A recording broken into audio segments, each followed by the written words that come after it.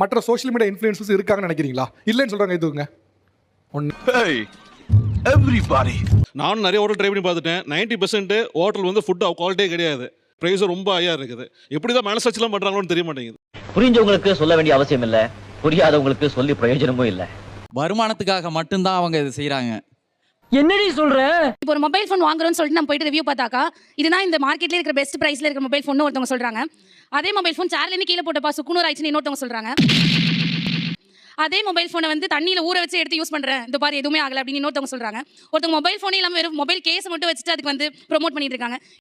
ஆள் தெரியல போட்டுருக்கு. நாங்கெல்லாம் சிங்கத்தோட உண்ணாக்க வெட்டுக்குன்னு பிடிங்க திங்கிறீங்கடா. மாதிரி இங்க பிரியாணி கிடைக்குதுன்னு சொல்றாங்கன்னு வச்சுக்கோங்களேன். அந்த பிரியாணி அந்த வீடியோ பார்க்கும்போது டெம்ப்ட் ஆகுது. பட் அங்க போய் பார்த்தா அந்த பிரியாணி அந்த ஆஃபரே கிடையாது.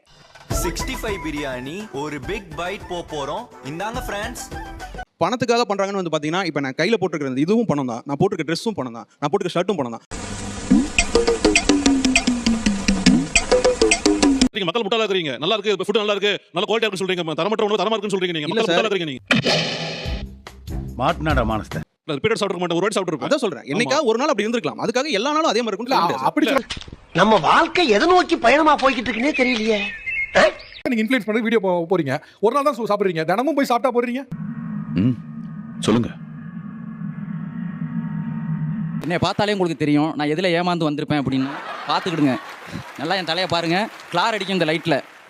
அதை வேற ஞாபகப்படுத்திட்டீங்க. நெஞ்சமெல்லாம் பொண்ணா இருக்கு தம்பி, மறக்க முடியல. அமேசான் காடுகளிலிருந்து எடுக்கப்பட்ட அரிய வகை மூலிகையிலிருந்து தயாரிக்கப்பட்ட இந்த ஹேர் ஆயிலை பயன்படுத்தினால் முடி சொட்ட தலையில முடி வளரும்னாங்க. மொட்டை தலையா இருந்தது இப்போ சொட்ட தலையாகி போயிட்டு அவங்க சொன்னதை நம்பி எனக்கு. சரி, நீங்க எத்தனை ஆயில் ட்ரை பண்ணீங்க? முடிக்கு அதிகமாக செலவு பண்ண எலிச்சா பயில உலகத்தில் நான் தான் நம்பர் 1 இருப்பேன்.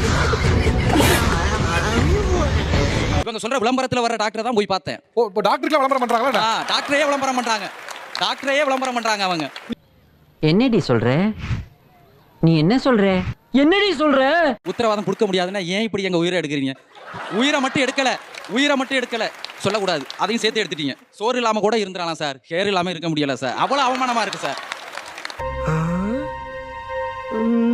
பொதுமக்கள் வந்து இவ்வளவு தூரம் பாதிப்பாடு சொல்றாங்க அப்படிங்கப்போ ஒரு கம்யூனிட்டில மெஜாரிட்டி இல்லாம எப்படி இவ்வளவு பேர் பாதிக்கப்படுவாங்க?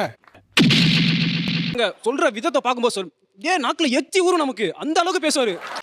65 பிரியாணி ஒரு பிக் பைட் போறோம். இந்தாங்க ஃப்ரெண்ட்ஸ். யாரால் பத்தி சொன்னா சார், அதுக்காகவே போனோம் சார் சாப்பிடலாம் அப்படின்னு. வெறுத்துல சார் பசங்க எல்லாமே வர சொல்லிடு. இன்னைக்கு ஒரு பிளட் பட் உள்ள போய் வீட்ல நமக்கு.